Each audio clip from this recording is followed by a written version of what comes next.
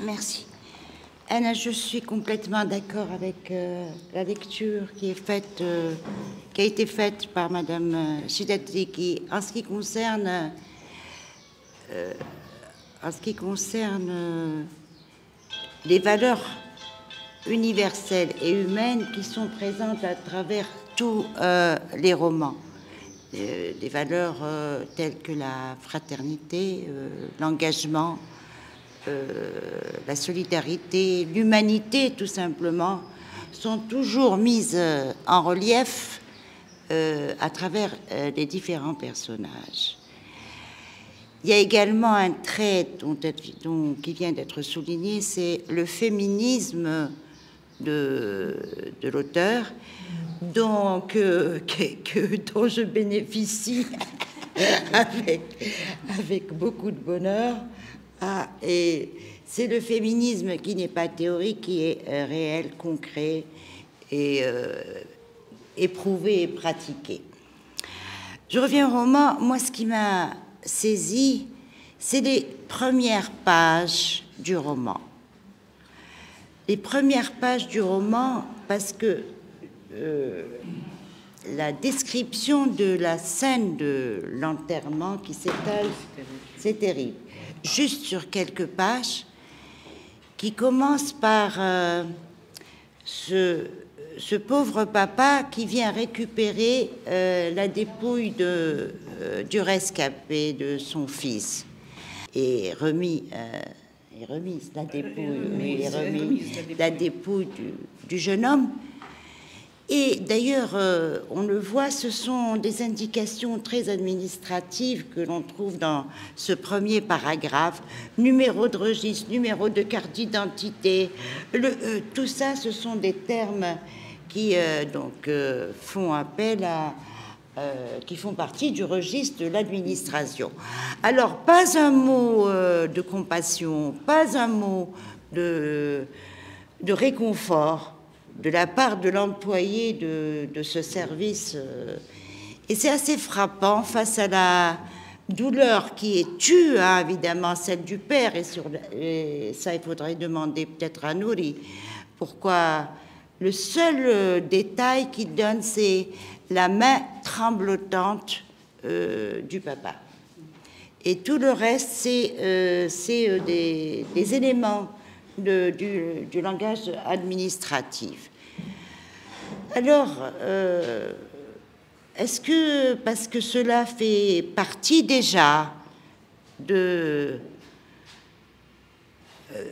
comment dire, d'événements courants qui arrivent et que dans les sociétés, les couches sociales précarisées où la mort est acceptée, où l'administration semble distante, indifférente à ce malheur, à ce drame, parce que c'est ce que l'on sent. Est-ce que c'est cela que l'auteur a voulu mettre en valeur, l'opposition entre la douleur, même si elle est tue, même si elle n'est pas suffisamment exprimée à mon avis, et cette rigueur administrative, cette absence d'affect, cette absence de sentiment, même pas par le moyen d'allusion. Ensuite, il me semble donc que ces premières lignes, ce premier paragraphe, ça annonce la scène de l'enterrement elle-même. La scène de l'enterrement elle-même, on dirait une scène où comment dire, ce sont des automatismes qui sont mis en place. Ce n'est pas chaotique, il n'y a pas trop de sentiments, il n'y a pas trop d'expansion de sa tristesse. C'est un cérémonial quasi officiel, solennel. D'ailleurs, il y a quelques phrases, on va les lire après, qui sont saisissantes, parce que on sait que les personnes présentes à cet enterrement sont des jeunes, c'est la famille et les jeunes, mais autant la famille que les jeunes, on les entend pas s'exprimer, on ne les voit pas s'exprimer. C'est un acte rituel qu'ils accomplissent dans le silence. Dans le silence, en tout cas, l'auteur a choisi de décrire cette scène dans le silence, et Et je me pose toujours la question, et je pense que je vais la poser à l'auteur, pourquoi est-ce qu'il a voulu mettre en évidence toujours l'écart ou la distance ou l'opposition entre le drame vécu dans ces milieux extrêmement précaires, vivant dans la misère, et je vais dire simplement l'administration, en attendant de le développer. Donc ça, c'est la question, cette atmosphère presque glaciale que l'on ressent dès les premières lignes, qui continue que l'auteur continue à décrire lors de la, comment dire, jusqu'à la mise en terre. Ces jeunes qui accompagnent leur ami ou leur copain, leur camarade, je ne sais pas, leur voisin tout simplement, ne sont mus que par le respect du sacré, évidemment. Le rite religieux, il est là, mais aussi par la soumission, par la résignation. Hein, est-ce que c'est ça? C'est la résignation à un sort qu'ils n'ont pas choisi, évidemment, mais quand même qu'ils sentent imposés, parce que là, à la fin, ils désignent du doigt un coupable. Ils le désignent, ils savent que c'est une injustice. C'est à la fois la résignation par rapport au destin et donc accepté, mais en même temps, en filigrane, tout à fait d'une manière un peu implicite, en tout cas sur laquelle l'auteur n'a pas suffisamment insisté. C'est le sentiment d'injustice de la mort de ce jeune homme en mer, de la mort de ce jeune homme en mer.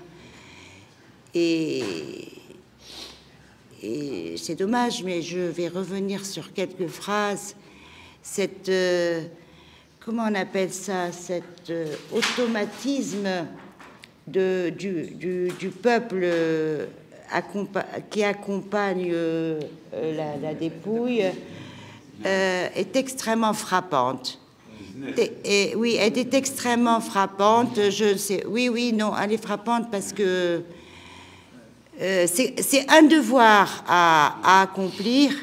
C'est de la résignation, c'est de la soumission, c'est du respect, mais qui finalement débouche quand même sur un sentiment, celui d'une injustice, une conscience peut-être tout à fait implicite, pas encore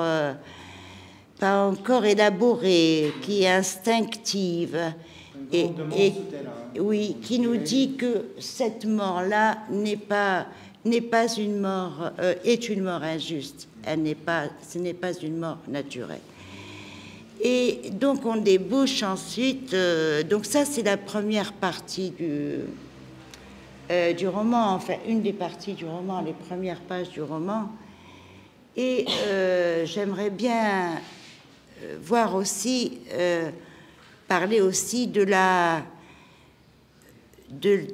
situation initiale, comme on dit, où c'est la désespérance qui règne dans la Médina, dans ces milieux précaires, de ces jeunes avec des métiers précaires, avec toutes sortes de difficultés matérielles, donc de la Médina, et qui se termine quand même, vous l'avez dit, Madame Chigatli, par une note d'espoir, avec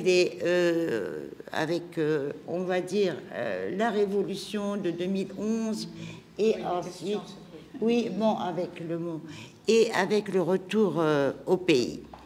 Entre les deux, entre cette désespérance du début du roman et l'espoir qui naît à la fin du roman, il y a toute une série donc il y a des péripéties, et j'aime bien parce qu'en fait ce qui suscite de l'espoir, c'est l'engagement de ces classes, l'engagement, les luttes de ces classes populaires, de ces classes dominées, opprimées, qui aboutit à l'espoir. C'est comme ça qu'on pourrait tirer cet enseignement-là, que sans la lutte, sans l'engagement, sans la fraternité, sans la solidarité, on n'aurait pas eu ça. Donc, ce qui justifie cet espoir, ce qui aboutit à cet espoir, c'est le long chemin parcouru depuis la traversée du désert jusqu'à la ville de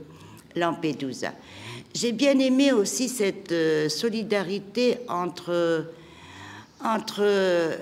les précaires, je vais dire, ceux de la Médina et ceux de Lampedusa. Elle est presque la même si elle n'est pas d'égal degré, évidemment. La précarité en Europe est peut-être un peu plus facile à vivre que celle de nos pays, mais en tout cas, on sent que ça dépasse le pays, ça dépasse la nation, c'est universel. C'est ce milieu de prostituées, de personnes avec des métiers extrêmement mal payés, qui sont presque à la marge de la société. Et ces immigrés qui viennent, il y a cela, tout comme il y a quand même aussi la solidarité de l'institution qui est le syndicat. Donc on a les deux, on a la solidarité de l'institution, puisque c'est le syndicat, et la solidarité des marginaux, des précaires, la rigueur, c'est beaucoup de rigueur, beaucoup de respect de tout ce qui doit être fait, mais ça donne plutôt un sentiment de froideur, d'inhumain. Oui, j'ai fini. J'ai fini.